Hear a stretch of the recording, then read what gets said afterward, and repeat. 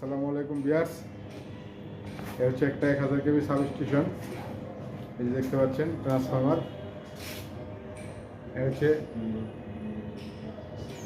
আমাদের conservation tank transformer, এটা oil type. আর ওই কর্নারেরটা হচ্ছে আমাদের এটিএস, তারপরে এই দুটো হচ্ছে এলটি, ওই মেইন এলটি, ওই মেইন এলটি। এই এসিবি দিয়া এখন অন আছে লাইন, এই দেখতে পাচ্ছেন এলটি।